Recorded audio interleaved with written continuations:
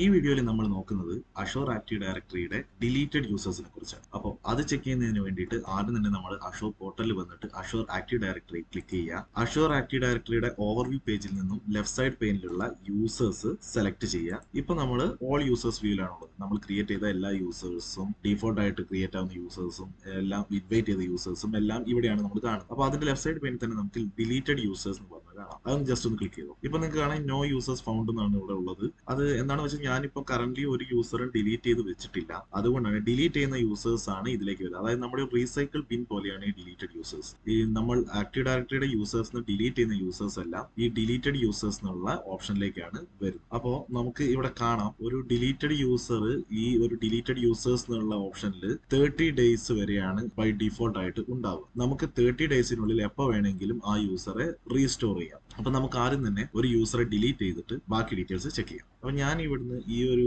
Create ചെയ്ത യൂസറിന് സഞ്ജു സാംസൺ എന്നുള്ള യൂസറെ delete ചെയ്യാം. ഇവിടെ സഞ്ജു സാംസൺ എന്ന യൂസറിന് നേരെയുള്ള ചെക്ക് ബോക്സ് ടിക്ക് ചെയ്യുക. എന്നിട്ട് ഇവിടെ കാണാം ഡിലീറ്റ് യൂസർ എന്നുള്ള ഓപ്ഷൻ നിങ്ങൾക്ക് മേലെ കാണാം. അത് ക്ലിക്ക് ചെയ്യുക. അപ്പോൾ ഡിലീറ്റ് സെലക്ടഡ് യൂസേഴ്സ് എന്ന് പറഞ്ഞിട്ട് കൺഫർമേഷൻ ചോദിക്കും. ഓക്കെ കൊടുക്കും. ഇപ്പൊ ഇവിടെ നിങ്ങൾക്ക് നോട്ടിഫിക്കേഷൻ കാണാം യൂസർ സക്സസ്ഫുള്ളി ഡിലീറ്റഡ് എന്നുള്ളത്. ഇപ്പൊ സഞ്ജു സാംസൺ എന്നുള്ള യൂസർ ഡിലീറ്റ് ആയിട്ടുണ്ട്. ഇനി നമുക്ക് ഡിലീറ്റഡ് യൂസേഴ്സ് എന്നുള്ള ഓപ്ഷൻ ക്ലിക്ക് ചെയ്യാം. ഇപ്പൊ നിങ്ങൾക്ക് ഇവിടെ കാണാം സഞ്ജു സാംസൺ എന്ന യൂസർ ഇവിടെ ഡിലീറ്റഡ് യൂസേഴ്സിൽ വന്നിട്ടുണ്ട്. അപ്പൊ ഇവിടെ നിങ്ങൾക്ക് കാണാം എപ്പോഴാണ് ഈ യൂസർ ഡിലീറ്റ് ചെയ്തത് എന്നുള്ളത് ഡിലീഷൻ ഡേറ്റിന്റെ താഴെ നിങ്ങൾക്ക് കാണാം. പിന്നെ എപ്പോഴാണ് ഈ യൂസറെ പെർമനന്റ് ആയിട്ട് ഡിലീറ്റ് ചെയ്യാന്നുള്ളത് ഇവിടെ എഴുതിയിട്ടുണ്ട്. ഡിലീറ്റ് ചെയ്ത ഡേറ്റിൽ നിന്ന് 30 ഡേയ്സ് കഴിയുമ്പോഴാണ് പെർമനന്റ് ആയിട്ട് ഈ യൂസറെ ഡിലീറ്റ് ചെയ്യുക. ഇനി നമുക്ക് ഈ യൂസറെ ഇപ്പൊ തന്നെ പെർമനന്റ് ആയിട്ട് ഡിലീറ്റ് ചെയ്യണമെന്നുണ്ടെങ്കിൽ നമുക്ക് ഈ യൂസറെ സെലക്ട് ചെയ്തിട്ട് ഇവിടെ ഡിലീറ്റ് പെർമനന്റ്ലി എന്ന് കൊടുക്കാം. അപ്പൊ പിന്നെ ഈ യൂസറെ റീസ്റ്റോർ ചെയ്യാനുള്ള യാതൊരു ഓപ്ഷൻ നമുക്ക് ഉണ്ടാവില്ല. പിന്നെ ഇത് സെലക്ട് ചെയ്തിട്ട് റീസ്റ്റോർ യൂസർ കൊടുത്താൽ ഈ യൂസറെ റീസ്റ്റോർ ആവും. നമ്മുടെ ഓൾ യൂസേഴ്സിലേക്ക് ഈ യൂസർ വരും. അങ്ങനെ റീസ്റ്റോർ ചെയ്യുന്ന സമയത്ത് നമ്മൾ ഏതെങ്കിലും ഗ്രൂപ്പിലൊക്കെ ഇതിന് മെമ്പർഷിപ്പ് ഉണ്ടെങ്കിൽ ആ ഗ്രൂപ്പിലേക്കെല്ലാം ഈ യൂസർ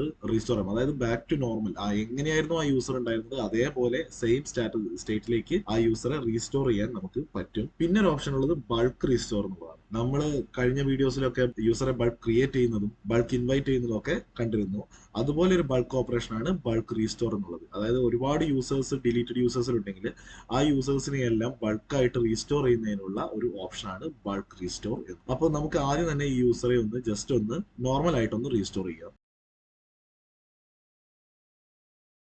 ഓക്കെ, അപ്പോൾ യൂസർ റീസ്റ്റോർ ആയിട്ടുണ്ട്. ഇനി ഓൾ യൂസേഴ്സ് പോയിട്ട് ചെക്ക് ചെയ്യാം. ഓക്കെ, ഇപ്പൊ നിങ്ങൾക്ക് ഇവിടെ കാണാം സഞ്ജു സാംസൺ എന്നുള്ള യൂസർ റീസ്റ്റോർ ആയിട്ടുണ്ട്. ഇനി നമുക്കൊരു മൾട്ടിപ്പിൾ യൂസേഴ്സിനെ ഡിലീറ്റ് ചെയ്തിട്ട് അതിനെ ബൾക്കായിട്ട് റീസ്റ്റോർ ചെയ്യുന്നത് എങ്ങനെയാണെന്നൊന്ന് ചെക്ക് ചെയ്ത് നോക്കാം. അതിന് വേണ്ടിയിട്ട് ഞാൻ സഞ്ജു സാംസൺ പിന്നെ MS ധോണി എന്നുള്ള 2 യൂസേഴ്സിനെ ഞാൻ ഇവിടെ നിന്ന് ഡിലീറ്റ് ചെയ്യുകയാണ്. ഈ 2 യൂസേഴ്സിനെയും ചെക്ക് ബോക്സ് ടിക്ക് ചെയ്തിട്ട് ഇവിടെ ഡിലീറ്റ് ഓപ്ഷൻ കൊടുക്കുകയാണ്. അപ്പോൾ 2 യൂസറും ഡിലീറ്റ് ആയിട്ടുണ്ട്. ഡിലീറ്റഡ് യൂസേഴ്സിൽ വരിക. ഓക്കെ, ആ 2 യൂസേഴ്സും ഇവിടെ ഇപ്പൊ നിങ്ങൾക്ക് കാണാം. ഇനി ഈ യൂസേഴ്സിനെ ബൾക്കായിട്ട് റീസ്റ്റോർ ചെയ്യാൻ വേണ്ടിയിട്ട് ഇവിടെ ബൾക്ക് റീസ്റ്റോർ എന്നുള്ളത് ക്ലിക്ക് ചെയ്യുക. അപ്പോൾ നമ്മൾ നേരത്തെ ഒക്കെ ചെയ്തതുപോലെ തന്നെ ഒരു CSV ഫയൽ ഡൗൺലോഡ് ചെയ്യാനും അതിൽ നമ്മൾക്ക് ആവശ്യമുള്ള ഡീറ്റെയിൽസ് എൻ്റർ ചെയ്തിട്ട് അത് അപ്ലോഡ് ചെയ്യാനും തന്നെയാണ് ഇവിടെ ഓപ്ഷൻ ഉള്ളത്. ഞാൻ ഈ CSV ഫയൽ ഓൾറെഡി ഡൗൺലോഡ് ചെയ്ത് വെച്ചിട്ടുണ്ട്. അപ്പോൾ നമുക്ക് ബാക്കി ആ CSV ഫയൽ ചെക്ക് ചെയ്യാം. ഇതാണ് ആ CSV ഫയൽ. അപ്പോൾ ഇതിൽ ചോദിക്കുന്ന ഡീറ്റെയിൽസ് എന്താണെന്ന് വെച്ചാൽ ഒരു ഒബ്ജക്റ്റ് ID ആണ് നമുക്ക് വേണ്ടത്. ആ യൂസറുടെ ഒബ്ജക്റ്റ് ID ഇവിടെ കൊടുത്താൽ മാത്രം മതി. അപ്പൊ അതിന് വേണ്ടിയിട്ട് ഞാൻ ഇവിടെ നമ്മുടെ Azure പോർട്ടൽ വന്നിട്ട് ഒബ്ജക്റ്റ് ID ചെക്ക് ചെയ്യാണ്. ഒബ്ജക്റ്റ് ID ചെക്ക് ചെയ്യണമെങ്കിൽ ദ യൂസർ പ്രിൻസിപ്പൽ നെയിമിൽ ഈ യൂസർ നെയിമിന് തൊട്ട് മുന്നേ വരെയുള്ള ഈ ഒരു ഡിജിറ്റ്സ് ആണ് ഈ ഒബ്ജക്റ്റ് ID എന്ന് പറയുന്നത്. അത് കോപ്പി ചെയ്യുക, എന്നിട്ട് നമ്മുടെ എക്സലിൽ പേസ്റ്റ് ചെയ്യുക. ഇതൊരു എക്സാമ്പിൾ ID ആണ്.